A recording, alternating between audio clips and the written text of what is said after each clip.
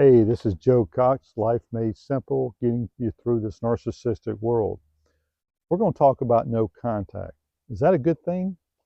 Let me tell you my story and how I went no contact throughout my life, and then I went recontact and what happened at each occasion. So at 16 years old, I left home after my mother remarried, and it wasn't pretty. But I moved into my grandmother's cinder block basement, no heat, no air, one light switch, one electrical outlet, concrete floor. My grandmother says, "Why do you want to sleep down there?" And I said, "Because it's quiet." My mother was a screamer and rattled my head for the first 16 years of my life, rattled my brain to where, with the words, "Hey, you're worthless," laughing at me when I tried and I failed, or when I wanted to do something, she would gaslight me on stuff. It was just bizarre. That's the only way I can explain my first 16 years of my life is total bizarre. And I didn't understand it. I always felt like something was wrong with me.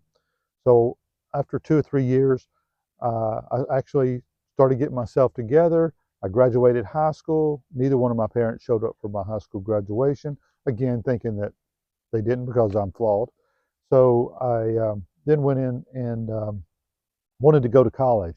So I started, um, again, I went to my mother for approval. Another disaster. And all she did is she laughed. And it was like a big joke to her.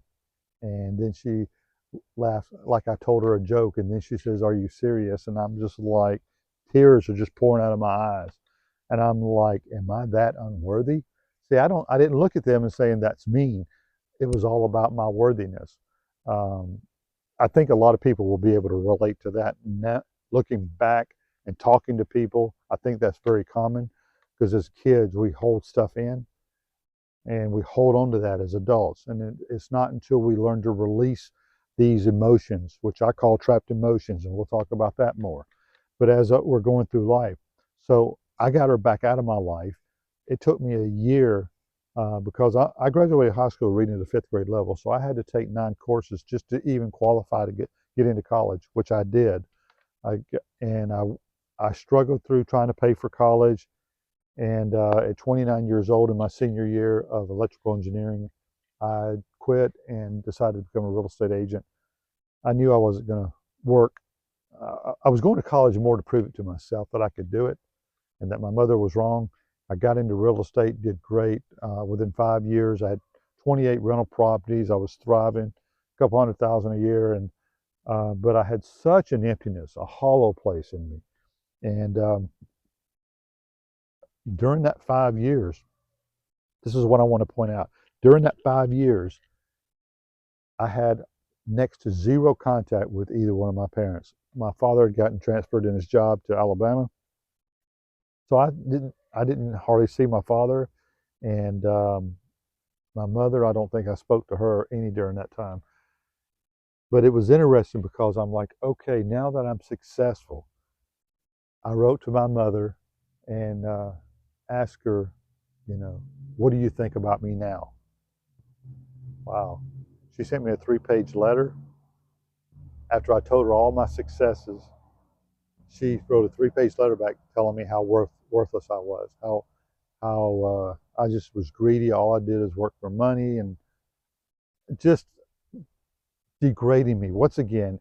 And what happened is since I had never released those emotions, all that stuff from childhood came pouring back.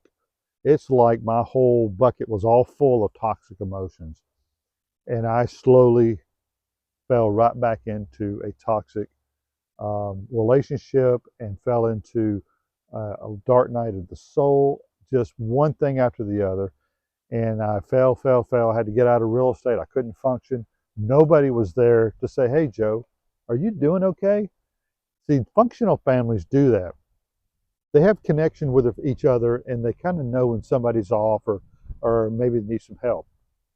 And what I realized is that nobody cared. My parents didn't care.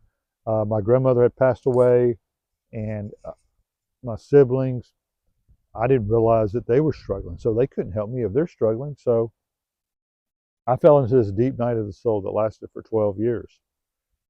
And so finally, after 12 years, th things started to open up to me. Things started to, I kept looking for answers. I kept looking for answers. But the problem is when I fell into the dark night of the soul, once I got that letter from my mother and it sent me into a darkness, my father moved back here to the Atlanta area, and I let him move in with me. And before you know it, as I'm falling, rather than encouraging me or helping me, he hands me a liquor bottle. So it gets darker from there. And I had nobody to stop me. Not only that, my own father was encouraging my demise. I did not realize that him and my brother had plotted, and they took my house from me. They deeded it out of my name over to their name, and my, it just got worse and worse. So when I hit rock bottom, I was next to homelessness, and I was things just started happening, and I'm not sure exactly, other than the fact I think this was the deciding factor that really started changing things. Because I hit rock bottom, I was always trying to control my own life. I was always trying to be worthy to my parents. And these are the two factors. One was I turned it over. I'm like, I can't do this by myself anymore. You know, I tried to be self sufficient, tried to be, do it all on my own, but I can't. I turn it over to God, the universe, whatever you want to call it, your higher power. And I just said, whatever will be, will be.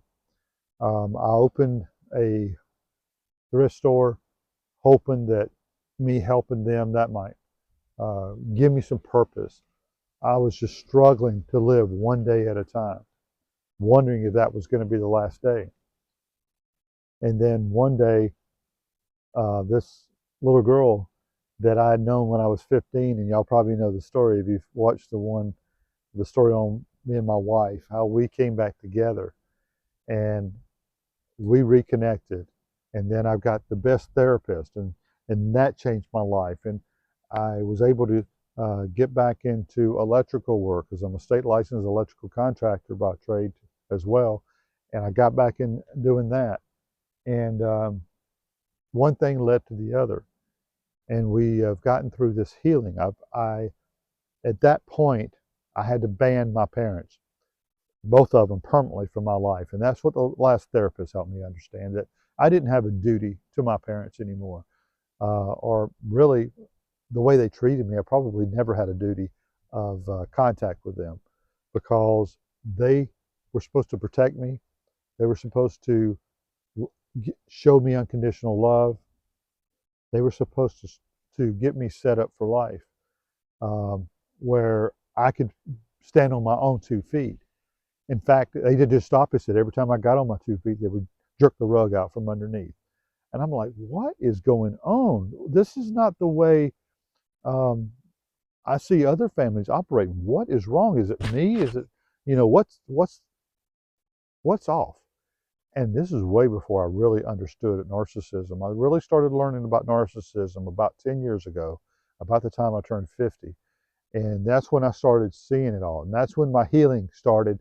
And me and my wife came together about the time I turned 51. And it was like all uphill from there. And a couple of years ago, I was number one back in my real estate office.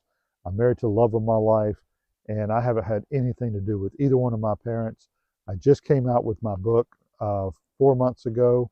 Yes, they're raising hell about it because I'm telling the truth of what happened, but I'm not blasting my parents in my book. I'm basically just talking about how I healed and what I went through. Well, to hear them talk about it, I was nothing but an ungrateful child. I'm nothing but a liar and all this. And that's what narcissistic parents do. They'll twist it, trying to discredit you.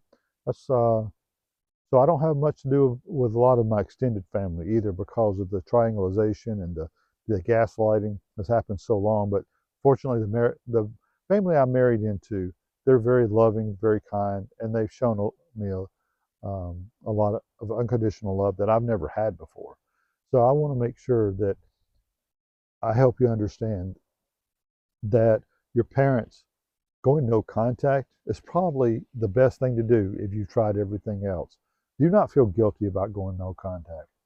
And if your parents get older and they're by themselves and they're sad and they're living a dysfunctional life and they want you to come back into it, you don't have a duty to go back into that toxicity. If they want to heal on their own and they want to start changing, but I'm going to tell you this, I've personally never known anybody to change, because you live that long at a certain consciousness level without growing, you're going to be there. It's almost impossible. Um, I've done quite a bit of reading to see if it's even possible for a narcissist to change. They might become a little bit of aware of what's going on, but that could even be more dangerous if they understand where you're coming from and they understand that you know now.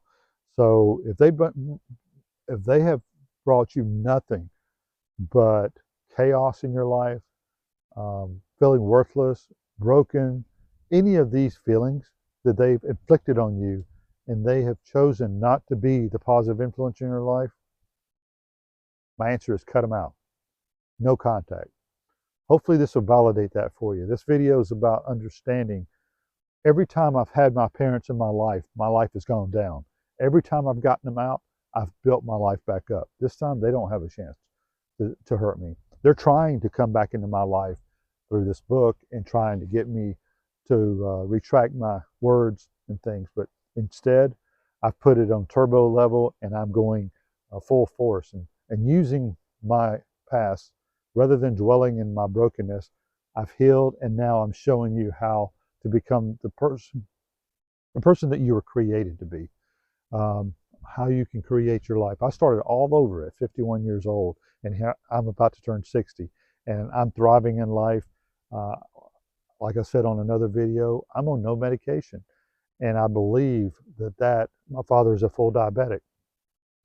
By the time he was my age, I'm not even a pre-diabetic, because I watch what I eat, I take care of myself, and my mind is clear. That's one reason we bought this property. We come down and we ground and we clear our mind and our spirit to be able to handle. But most of all, I hopefully, let me know what you think about this video. Like and subscribe if you haven't already, and I wish you nothing but blessings, and hopefully this helps you out. If you have any questions about the no contact, leave them in the comments below, but I'll respond to everyone. You take care. Wish you nothing but blessings. Bye-bye.